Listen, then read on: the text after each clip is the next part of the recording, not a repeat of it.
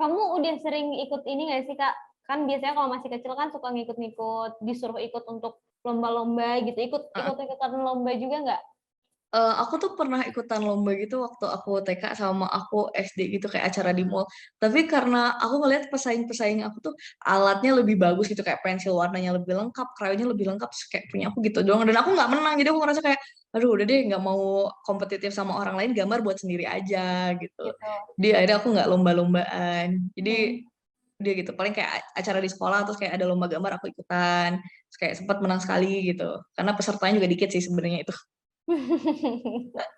Oke, berarti emang udah mulai gambar dari kecil, terus akhirnya Mm.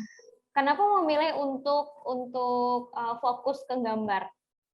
Hmm, kalau fokus ke gambar tuh mungkin kan aku sempat kan geser jadi desainer dulu kan itu aku nggak jadi ilustrator terus aku merasa bahwa aduh aku nggak sanggup jadi desainer lagi soalnya kan itu harus nurutin apa mau klien gitu sedangkan aku waktu itu masih idealis yang kayak aku juga pengen nunjukin karya aku akhirnya aku belajar belajar gambar lagi otodidak terus kayak ternyata rezeki aku di situ juga gitu kayak oh ternyata pada saat aku gambar tuh orang notice talent aku juga dan ternyata ini nggak waste of talent yang dulu aku pernah belajar tuh ternyata bisa juga nih jadi pencaharian aku bisa jadi branding aku sekarang gitu.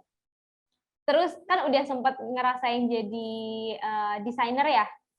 Nah, boleh nggak sih diceritain suka dukanya jadi desainer? Soalnya kan kalau kita kita scrolling sosmed nih, ini kan banyak banget tuh desainer yang suka ngeluh gambarnya ditawar lah atau kliennya Betul pokoknya betul. banyak banget gitu. Kalau dari Kak Dita ada cerita seru nggak sih?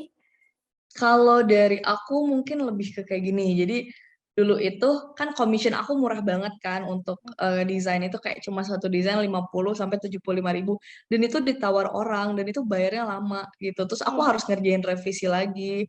Terus pernah juga kayak aku freelance di mana gitu.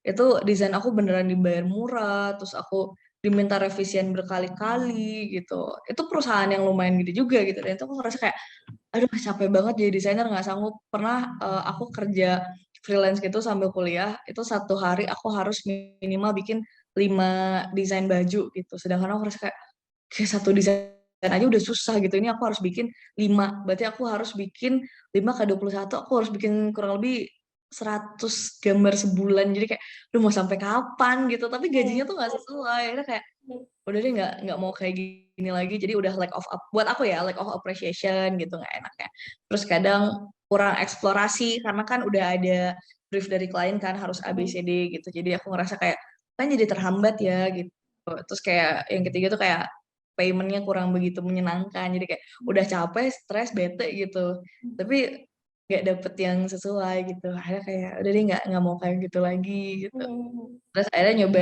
yang lain dan aku ngerasa kayak sense of design aku tuh nggak sebagus teman-teman aku yang desainer lain jadi kayak ya udah deh mereka aja mending aku bayar untuk jadi desainer aku Nah, kalau yang menyenangkannya ah, ah, ya yang sukanya tuh lebih ke awal-awal tuh aku belajar banyak hal baru gitu loh dulu aku nggak bisa typograph gitu sekarang aku udah bisa gitu terus aku kayak seneng layout teman-teman aku bisa kayak mereka punya usaha rumah makan gitu atau UMKM lain terus kayak minta tolong aku untuk bantuin bikin logonya dong bantuin bikin desain menunya dong itu kayak terus mereka kayak eh seneng ya punya temen yang talented kayak lo seneng ya lo punya sense of design yang kita semua nggak punya gitu itu tuh apresiasi apresiasi dari orang tuh bikin aku ngerasa seneng juga gitu loh meskipun buat aku itu nggak yang bagus-bagus banget gitu.